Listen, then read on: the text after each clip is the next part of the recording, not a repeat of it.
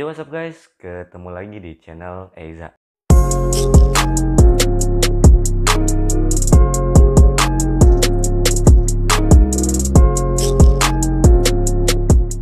Dan ya, di video kali ini kita bakal mereview Oppo A16 yang sebelumnya kita pernah bikin video unboxingnya minggu lalu. Jadi tanpa lama-lama langsung aja kita bahas ke smartphone-nya. Oppo A16 kali ini menggunakan desain yang melengkung 3 dimensi atau 3D pada sisi kiri dan kanan pada backdoor-nya ini. Nah, kini tampilannya terlihat lebih bersih, hanya didominasi modul kamera. Karena sensor sidik jarinya sudah diletakkan di samping kiri bersama tombol power. Bicara soal dimensi juga kurang lebih masih sama, hanya saja mungkin terasa sedikit tebal di 8,4 mm dan beratnya 190 gram. Untuk alasan yang menurut saya cukup melegakan, justru membuatnya lebih berbobot. Bahkan sempat ada yang mengira bahwa Oppo A16 ini merupakan HP mid-range gitu ya, atau HP-HP yang menengah kelas atas. Warna Space Silver yang saya review kali ini terlihat cukup cerah dan bebas kotor berkat permukaan doff yang digunakannya.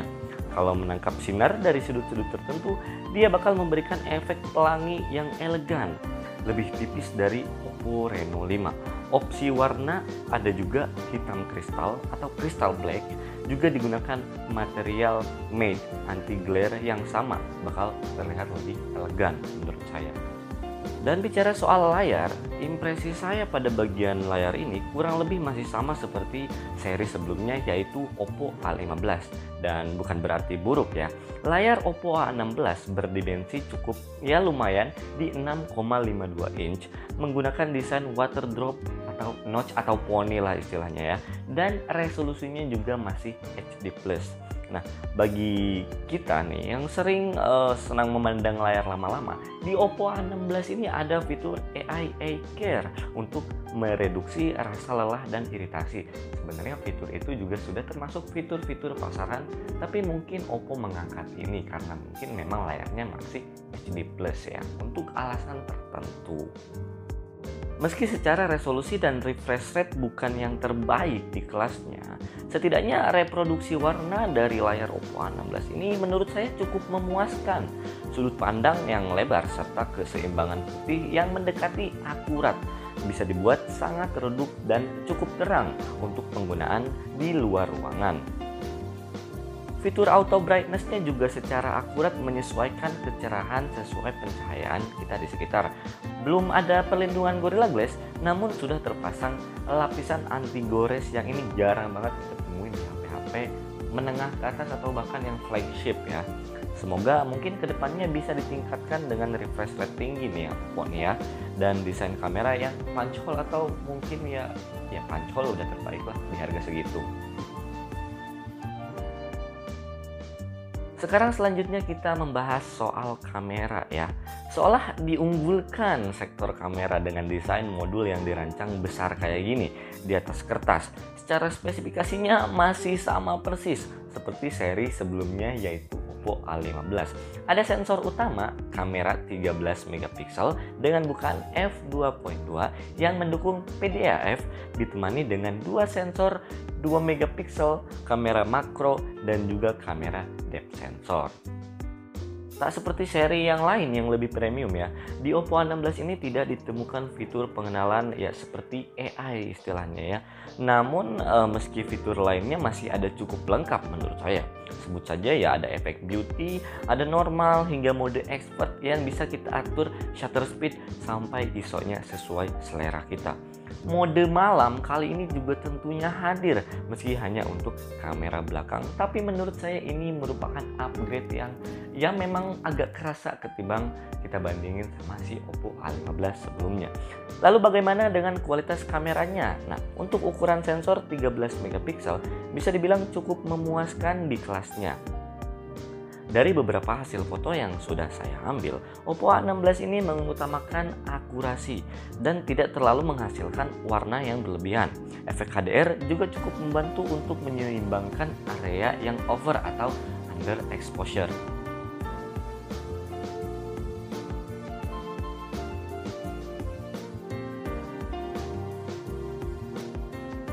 Lalu ketika menggunakan mode malam, HDR tidak bisa diaplikasikan.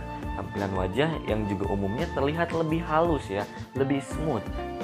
Namun yang saya ingin apresiasi adalah kemampuannya untuk separasikan subjek maupun objek utama dengan latar secara akurat, menandakan sensor sekundernya benar-benar berkualitas.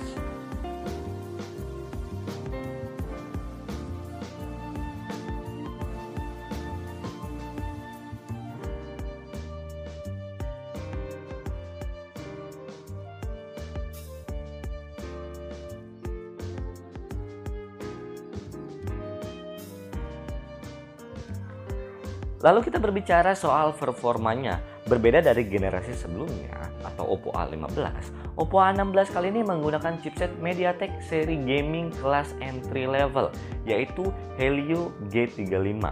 Sejatinya, arsitektur CPU dan GPU-nya masih sama dengan seri P35 dan masih layak pula untuk digunakan di segmen smartphone sejutaan.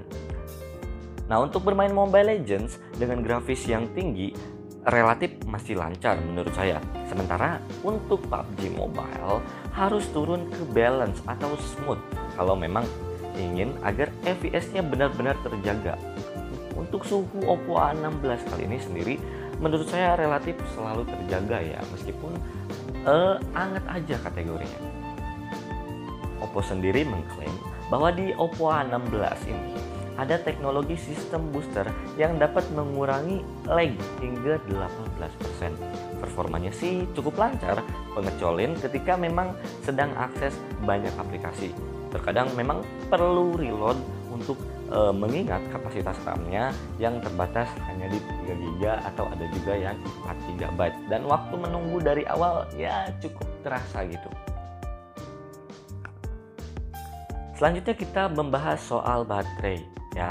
Dengan spesifikasi layar yang sederhana plus chipset yang juga ya menurut saya modis ya, smartphone ini bisa digunakan sampai 2 hari penggunaan, dalam kutip, bila memang menggunakannya ringan-ringan saja.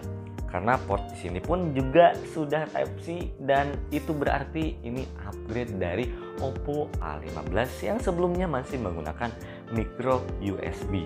Sehingga kita tidak perlu membawa kabel micro USB hanya sekedar untuk mengisi daya. Nah, sayangnya nih ya, kecepatan ngecasnya itu cuman 10 watt aja. Nah, dengan begitu mengisi akan terasa lama ya, memerlukan waktu kurang lebih 2 jam pengisian.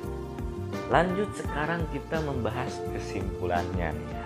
Selama menggunakan Oppo A16 ini, impresi saya terhadap smartphone Oppo yang terjangkau satu ini yang menurut saya cukup positif. Saya senang ketika dapat memegang smartphone dengan desain yang dibanggakan, sebuah kemewahan untuk harga yang nggak mahal. Ini 2 juta kembali 1.000, itu termasuknya ya murah sih ya. Seperti yang sudah saya katakan sebelumnya di awal, urusan performa dan kamera memang bukan yang terbaik di Oppo A16 ini. Namun fitur pelengkap lain seperti baterai besar, penggunaan USB yang udah Type-C, dan juga ColorOS 11 di Oppo A16 ini udah menurut saya yang terbaik. Juga bisa menjadi meredam kekurangan yang tadi. Lalu untuk poin yang saya dapatkan di Oppo A16 ini ada beberapa kelebihan dan kekurangannya ya.